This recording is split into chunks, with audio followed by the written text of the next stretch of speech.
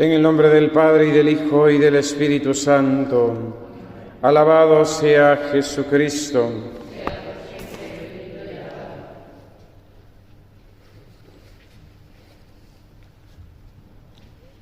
Le nació un sol al mundo. Con estas palabras, el poeta Dante se refiere al nacimiento de San Francisco, que tuvo lugar en torno al año 1181 en la ciudad de Asís, en Italia. San Francisco pertenecía a una familia rica y su padre era comerciante de telas. Vivió una adolescencia y una juventud despreocupada, cultivando los ideales caballerescos de su tiempo. A los 20 años tomó parte en una campaña militar y lo hicieron prisionero. Enfermó y fue liberado. A su regreso a Asís comenzó en él un lento proceso de conversión espiritual que lo llevó a abandonar gradualmente el estilo de vida mundano que había practicado hasta entonces. Se remontan a este periodo los célebres episodios del encuentro con el leproso, al cual Francisco, bajando de su caballo, dio el beso de la paz, y del mensaje del crucifijo en la iglesita de San Damián. Cristo, en la cruz, tomó vida en 3 ocasiones y le dijo: Francisco, ve y repara mi iglesia en ruinas. Este simple acontecimiento de escuchar la palabra del Señor en la iglesia de San Damián esconde un simbolismo profundo. En su sentido inmediato, San Francisco es llamado a reparar esta iglesita, pero el estado ruinoso de este edificio es imagen, símbolo de la situación dramática e inquietante de la Iglesia en aquel tiempo, con una fe superficial que no conforma y no transforma la vida, con un clero poco celoso, con el enfriamiento del amor, una destrucción interior de la Iglesia que conlleva también una descomposición de la unidad, con el nacimiento de movimientos heréticos. Sin embargo, en el centro de esta iglesia en ruinas está el crucifijo. Un crucifijo y habla, y ama a la renovación. Llama a Francisco a un trabajo manual para reparar concretamente la iglesita de San Damián, símbolo de la llamada más profunda a renovar la iglesia de Cristo, con su radicalidad de fe y con su entusiasmo de amor a nuestro Señor.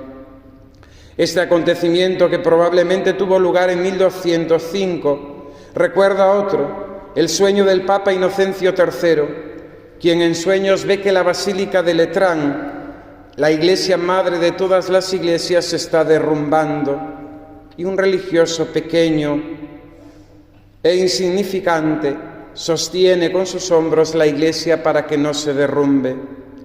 Es interesante observar, por una parte, que no es el Papa quien ayuda para que la Iglesia no se derrumbe, sino un pequeño e insignificante religioso que el Papa reconoce en Francisco cuando éste lo visita.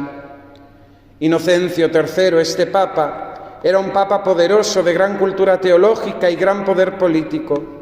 Sin embargo, no es él quien renueva la Iglesia, sino el pequeño e insignificante religioso. Es San Francisco y amado por Dios. Pero por otra parte es importante observar que San Francisco no renueva la Iglesia sin el Papa o en contra de él, sino solo en comunión con él. Las dos realidades van juntas. El sucesor de Pedro, los obispos, la Iglesia fundada en la sucesión de los apóstoles y el carisma nuevo que el Espíritu Santo crea en ese momento para renovar la Iglesia. En la unidad crece la verdadera renovación. Hasta aquí las palabras del Papa Benedicto XVI en una audiencia dedicada a la figura de San Francisco. La unidad crece, en la unidad crece la verdadera renovación, pero la unidad, la comunión, el caminar juntos, eso parece que significa la palabra sínodo, solo se puede hacer en la confesión de la misma fe recibida en la tradición de la Iglesia. No podemos caminar juntos, no podemos hacer sínodo sin fidelidad al Evangelio sin eglosa, como diría el mismo San Francisco, y esto exige conversión, conversión al Evangelio. Cualquier reforma para que sea de Dios ha de llevar a mayor autenticidad, a mayor exigencia, a mayor fidelidad a Jesucristo y su doctrina. Hoy más que nunca el ejemplo de San Francisco ilumina la situación actual de la Iglesia en estos días, que está sufriendo nuevamente una profunda crisis de fe manifiesta en los que deberían ser los guardianes de la ortodoxia y con sus intenciones y declaraciones en relación al sínodo de la sinodalidad, escandaliza a los no creyentes y a las almas más sencillas. Recordemos a propósito de esto la enseñanza de San Policarpo. El que interpreta falsamente las sentencias del Señor según sus propias concupiscencias y afirma que no hay resurrección ni juicio, ese tal es primogénito de Satanás. Palabras fortísimas. El que interpreta falsamente las sentencias del Señor según sus propias concupiscencias y afirma que no hay resurrección ni juicio, ese tal es primogénito de Satanás. Por consiguiente, dice San Policarpo, abandonemos los vanos discursos y falsas doctrinas que muchos sustentan y volvamos a la enseñanza que nos fue transmitida desde el principio. Y podemos preguntarnos nosotros, como aquel pequeño fraile que sustentaba la Iglesia, ¿qué podemos hacer nosotros ante una situación que nos desborda, además que no nos pertenece a nosotros en cuanto que no nos ha sido confiada, vamos a decir, la guarda del depósito de la fe, sino a los obispos? Dice el santo obispo Policarpo: seamos sobrios para entregarnos a la oración, perseveremos constantes en los ayunos y supliquemos con ruegos al Dios que todo lo ve, a fin de que no nos deje caer en la tentación, porque como dijo el Señor, el espíritu es decidido, pero la carne es débil.